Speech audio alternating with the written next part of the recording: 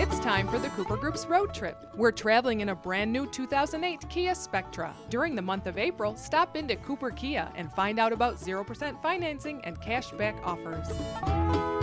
This week we head to the area known as German Flats. In the early 1700s, German people of the region known as Palatinate in Germany suffered under warfare and the collapse of their agricultural base. They fled their homeland and traveled to the New World. Their long, arduous exodus finally ended in the Mohawk River Valley. These early families and their descendants changed the Mohawk Valley from a frontier area to one of the most productive in New York. Many times we have talked about the Mohawk Valley as having been the breadbasket during the Revolutionary War.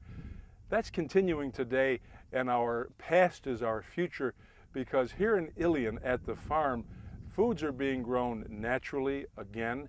You can even come here and have eggs that are eggs that are produced by pasture chickens. They are fed naturally in the pasture, and the eggs taste that much better because of it. I know that I'm coming back here in the fall because they have my very favorite vegetable, and that's parsnips. Michael Kirkpatrick and Laura Knight's dream of owning their own farm came true last year when they found this property in Ilan. They left Massachusetts to settle here in an 1872 Italianate Victorian, soon to be a bed and breakfast, and began community-supported agriculture. We feel that it's very important to eat food that's local and fresh and grown without pesticides. The world needs us to do well by what we eat and how we behave and how we farm and how we live. And we want to try and make a place that produces that. We will be growing vegetables that are heirloom, that are unique, to introduce people to different varieties, to try and broaden the seed base and keep things alive that are getting lost because of big farms. We are going to be selling at area farmers markets, as well as we'll have a farm stand right on the property. And we hope to share the place with a lot of people because it's nice to know where things come from, where the food comes from. Mike and Laura will be opening their bed and breakfast very soon. And when you sit down to a meal with them, look at the table, because it's one of those old-fashioned tin-top tables that are so hard to find nowadays. And then look around on the walls too, because the paintings and the photographs are done by Laura, and they're beautiful. Just trying to find my way back home. To learn more about the farm or to sign up for their CSA and receive a bountiful box of mixed produce each week, visit their website, thefarmandbnb.com. Before we go heading way back to the mid-1700s, we go back just half a century to the 1950s. The Empire Diner in Herkimer is a true diner, which is defined as a restaurant in the shape of a railroad car. Last year, after a fire, the diner sat vacant until the Tranter family reopened it as Crazy Otto's Empire Diner. If you come here to Crazy Otto's, you might find a couple of crazy things. One is if you sit here at the counter and while you're here, you hear a train whistle, then they're going to spin this wheel behind me, and if the number lands on the number of your seat here at the counter, you get a free meal. Another neat 1950s thing here is the booth here in the corner, the eastern corner.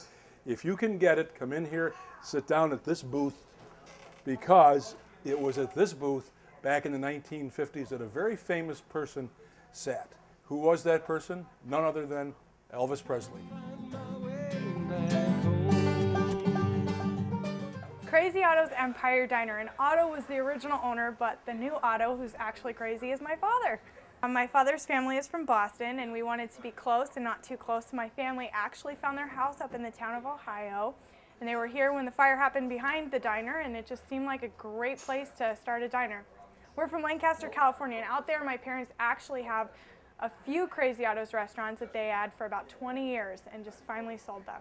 It's a great location in a small town, and it's an awesome diner that just seemed fun. This diner was built in the 50s and was originally across the street where Burger King is, and it's been in this location for quite a few years now. We are famous for our omelets. We are the world record omelet holder 2 times in a row.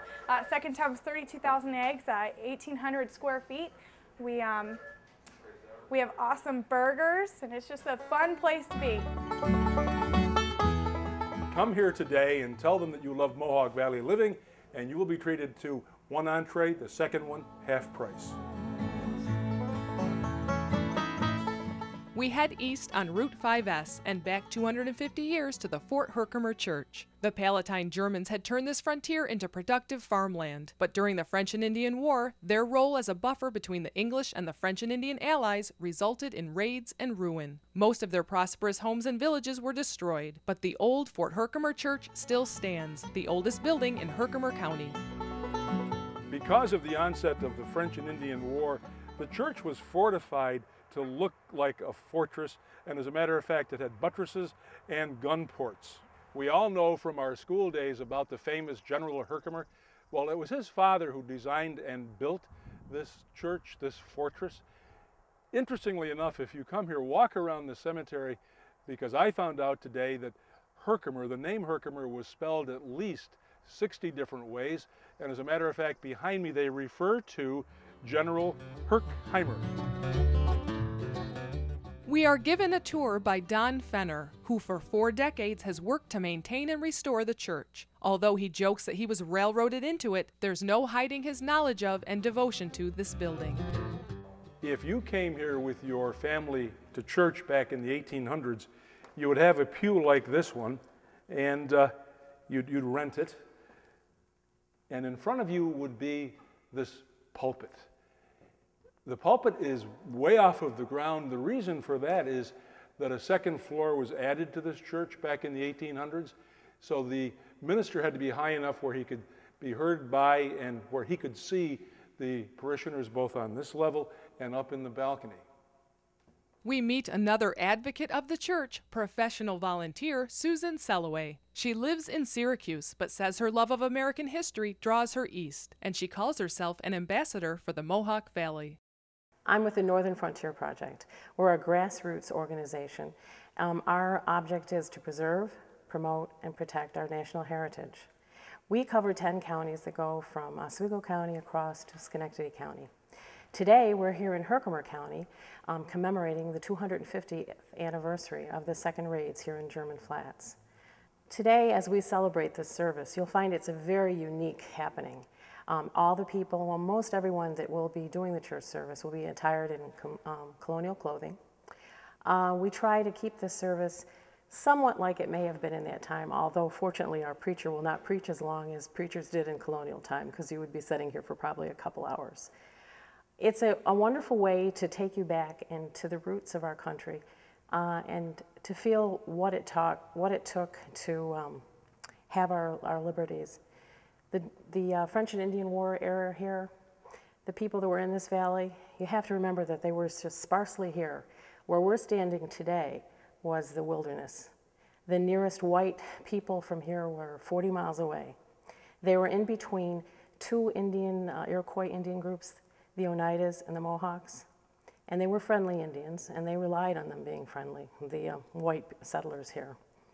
Today, as we celebrate this, as always, the Northern Frontier Project wants to remind people that we have an obligation today to preserve that history, but also to keep freedom alive in our country. And that's one of the goals that we have. Today at 11 a.m., you can attend a colonial church service at Fort Herkimer Church. The event commemorates the 250th anniversary of the French and Indian War. Following the church service is a talk about the raid of German Flats in 1758. At noon, enjoy refreshments and a book signing by Alan D. Foote and Jeffrey Storm, authors of Pathway of Empire, the French and Indian War on the Northern Frontier.